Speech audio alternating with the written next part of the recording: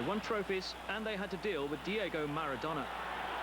Cesar Luis Menotti, the charismatic coach whose belief in attacking football brought Argentina their first World Cup in 1978, despite omitting Maradona from the squad.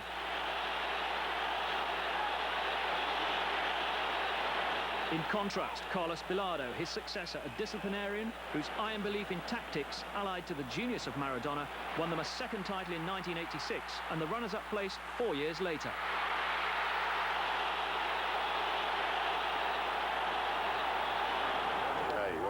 Whilst Alfio Coco Basile won 2 Copa Americas and led Argentina to a 3-year unbeaten run, the longest in their history, but his failure to control the excesses of Maradona and his entourage brought about his and the team's downfall.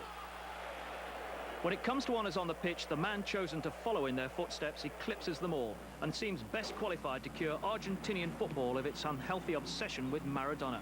Daniel Alberto Passarella. He signed a 3-year contract as national team coach, extended for a 4th if the team qualify for the World Cup, and he's the greatest player of his generation after El Pibe de Oro. The winner of 71 caps with the national team, 45 as captain, Passarella was one of the finest defenders in the world, wearing the shirt of River Plate for 9 seasons, interrupted by a 6-season spell in Italy with Fiorentina and Internazionale. As forceful in attack as at times, he was uncompromising in defence.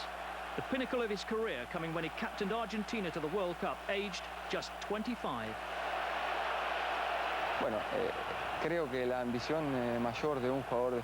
The highest ambition of any football player is to represent his country, to pull on the national team jersey. And I was fortunate to belong to the generation that was able to play and win the World Cup on home soil, which is one of the greatest satisfactions a player can have. His unceasing commitment on the field and discipline off it set him apart from some of his contemporaries and drove him into conflict with Maradona. It was a commitment that continued when he took over as coach at River in 1990. He was an instant success, winning them 3 titles in total. His time there was highlighted by his championing of young talent and his discipline. Ronaldo Ortega, who replaced Maradona in the World Cup, is one of the promising youngsters who've been brought up to adhere to Passarella's code. He's the coach and he knows exactly how to manage young footballers and how to treat them. I'm happy about what he does and I accept it. As does 19-year-old striking partner Hernan Crespo, top scorer in the last Clausura Championship with 11 goals. He advises me on many things, not just on football, but also on personal matters. He wants every player to be 100% professional. Passarella's philosophy stems from a hard upbringing and refusal to give in. Eventually, he became a River player despite numerous rejections. This is what I want for my players, that they're professional and responsible 100%, and that they don't fail to take advantage of the great opportunity that they have in front of them. That is to play football and thereby solve any economic problems that they and their families may have. Not just in the short term, but forever. He's been accused of being authoritarian and paternalistic, and critics argue that methods used with River Plate youngsters won't work with internationals who are superstars in their own right.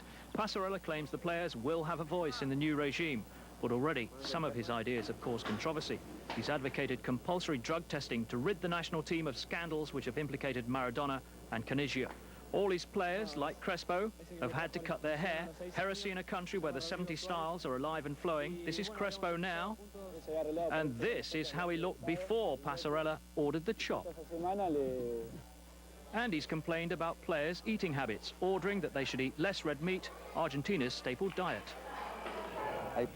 There will be opportunities, as there were at River, to talk to the players about decisions. Together we'll make the decision that's best for everyone, but once that decision is taken, then no one can go back on it. He stated that the door to the national team is open to everyone, including Maradona. But with 20 new caps in the squad for Passarella's first match in charge, it seems that an era is well and truly over. But will he talk about Maradona? No. Coppa Italia, vediamo insieme I risultati. Inter-Milan 2-1, Torino-Foggia 2-1, Sampdoria-Fiorentina 1-1, Piacenza-Lazio 2-3, Cremonese-Napoli 0-1, Roma-Genoa 3-0, Reggiana-Juventus 2-1.